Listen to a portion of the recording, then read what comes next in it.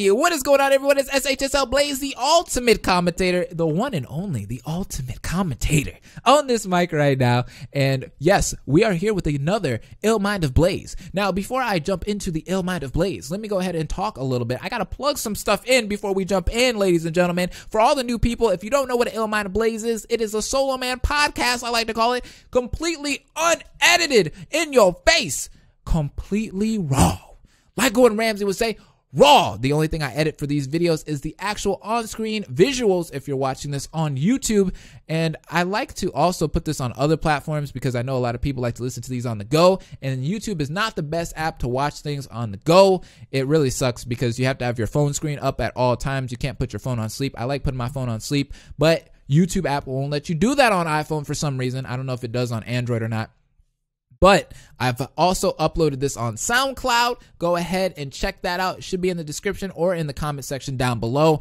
And a new app that I actually found out about from the Black Hokage, another YouTuber that I like to watch. He started using this a while back. I think I would say like maybe 2 or 3 months ago he started using it. And he uploads videos from his Solo Man podcast on Anchor to his YouTube channel and like edited videos. I don't want to do that because I feel like that's a little too much, but I do want to put my commentary up there on that Anchor app for you guys because I noticed that it doesn't take as much battery as SoundCloud and YouTube, because SoundCloud takes up a pretty decent amount of my battery, even though I can put my phone on sleep, and YouTube definitely takes up a ton. So I noticed Anchor is pretty much like in the middle there where it doesn't take up too much for me, at least. So if you guys want to listen to this on Anchor, go ahead. Anchor's awesome, actually. It is perfect for us creators because we can actually record a podcast on the go straight from our phone and upload it right there on the app for you guys. So that's pretty awesome. I'm a little bit picky about my podcast personally. I don't like to hear a lot of background noise. I just want to hear that crispy, audio. But I know a lot of other people might want to utilize it that way. I know you can buy some pretty decent earbuds and headphones for your phone so it can sound like you're using a studio mic like me. So go ahead and check that out. If you are an aspiring creator, it might actually be good for you. Check it out. The Anchor app. It'll also be in the description down below because I made a nice little channel over there. So I'll start posting these up there on there for you guys so you guys can listen to these on the go. But with that being said, for all the new people out there, thank you. Thank you so much. A lot of you guys really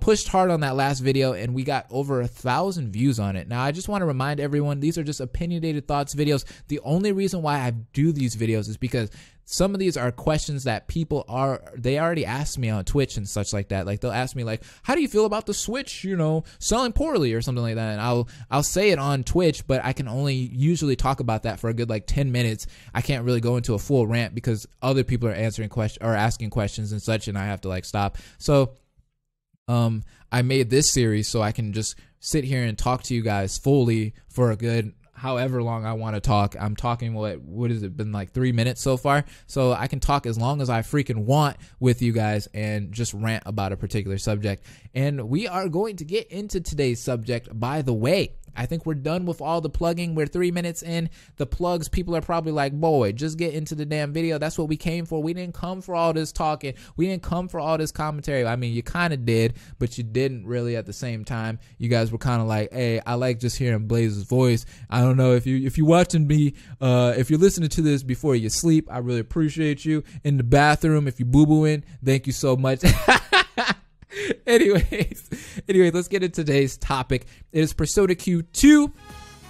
Persona Q2 launched on November 29th. For all the people that want to buy that game, I'm excited for the spin-off game. You guys have already seen my trailer reactions to Persona Q2. They've actually done pretty good. I think my first trailer reaction got like 5,000 views for that. So people are hyped about Persona Q's spin-off game. So I'm ready for it. So Persona Q2 is going to release, or it already released in Japan. My bad.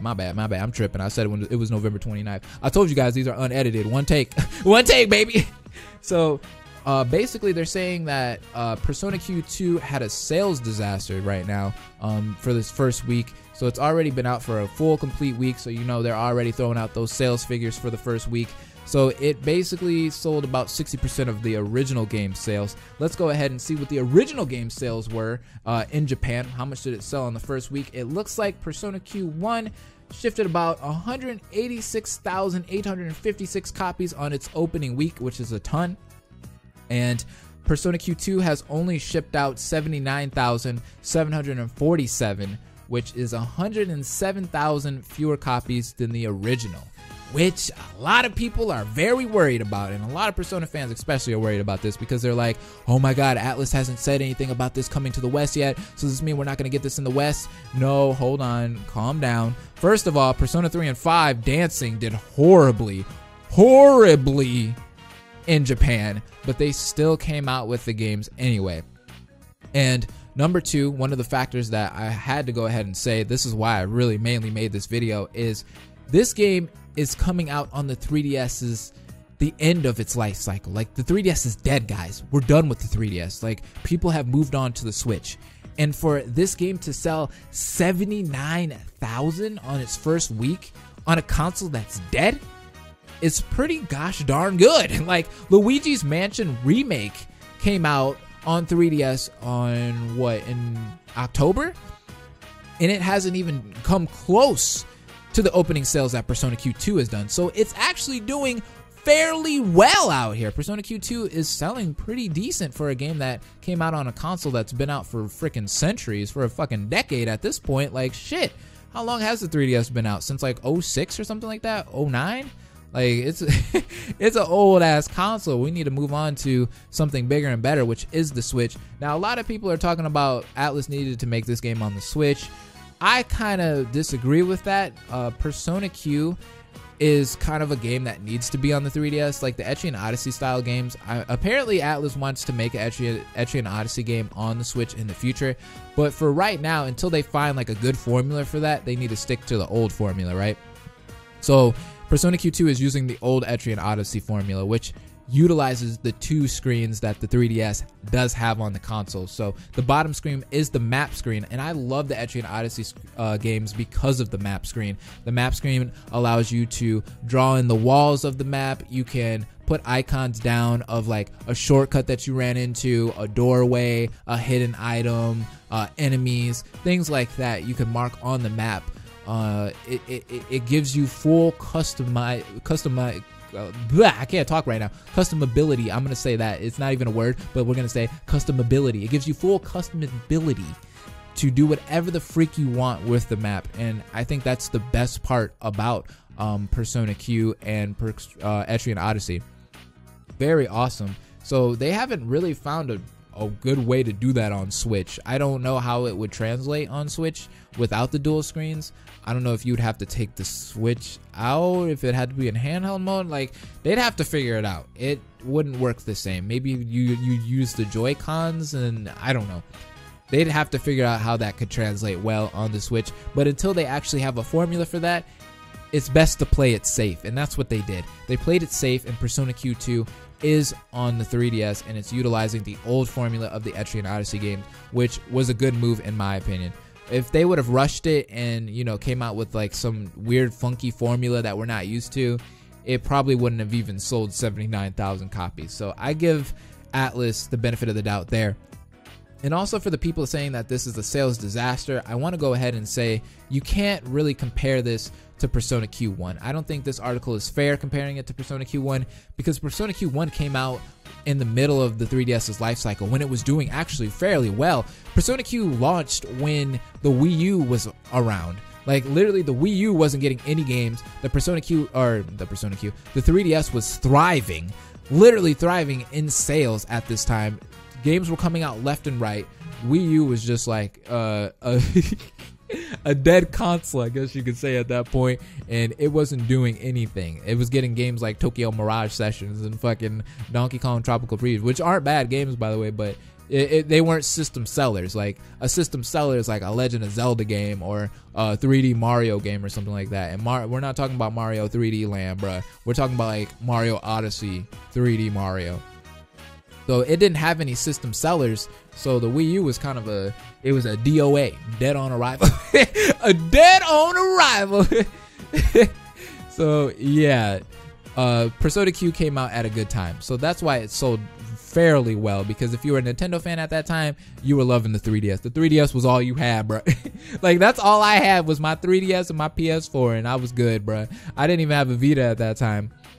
So handheld games were thriving at that time, so I can't even compare the sales right now. Now the Switch is doing really well. Pokemon Let's Go Eevee and such just released, and they just hit 1 million in sales in Japanese alone. So we're going to go ahead and like applaud Game Freak for that. They did really well with the Pokemon Let's Go Pikachu and Eevee games. So hopefully in the future we do get a Persona Q2 game or some kind of Persona game spin-off on the Switch, but this ain't the one, bruh. This ain't it, bruh. So I for sure know we are going to get this game in the Western market. It's coming out here in the United States of America.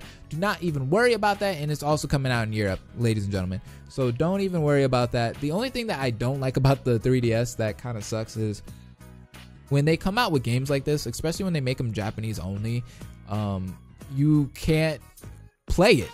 Like, literally, like, this is like a story heavy game, and not only that, but the 3DS is fucking, it's region locked. So let's say Persona Q2 didn't come out in America, right?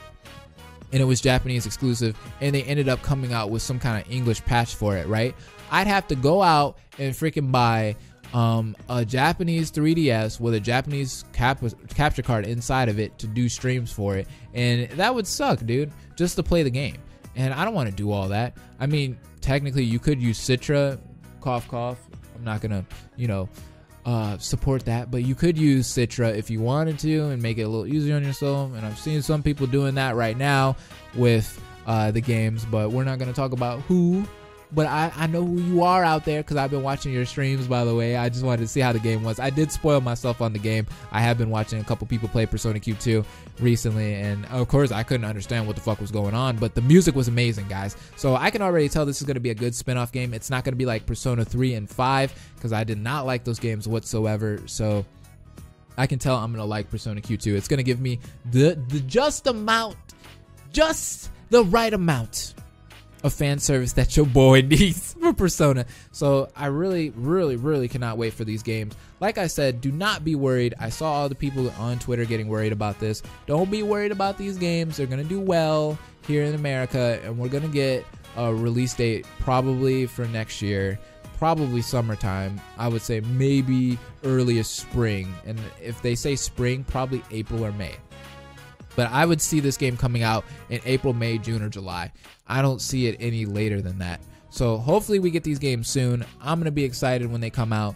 And yeah, that's all I really got to say about Persona Q2. Be ready for that release, guys. It's coming next year. We're going to get that. Next year is already stacked. So hopefully I'll have money to buy this game. I might not have any money after I buy Kingdom Hearts 3, Resident Evil, freaking Fire Emblem, the new Metroid Prime game. That game's a big if. But definitely that Fire Emblem game. There's going to be a lot of Switch games next year, apparently. We also got Pokemon, the new generation, 8th gen's coming out. So there's going to be a lot of games next year. So I'm excited. So I'm going to go ahead and tell you guys what might be the next topic, because I actually got this from a friend. Somebody sent me an article about Catherine maybe being censored. PlayStation is bullying developers out here about censorship. So I kind of wanted to talk about that. So that might be the next topic of discussion here on the Ill Mind of Blaze, ladies and gentlemen, these opinionated Solo Man podcasts. Hit me up on that SoundCloud. It's going to be in the description. Hit me up on that Anchor. It's going to be in the description. And also follow your boy on Twitter at BLAZIAN Kid67, so that is at BlazianKid67, and I also Twitch stream. I stream over there on the good old Twitch. It is Afro, AFRO BLAZE, Afro Blaze, put an A right there, A, Blaze, Ken, K-E-N. So I'll say that all one more time for you guys, just to plug it.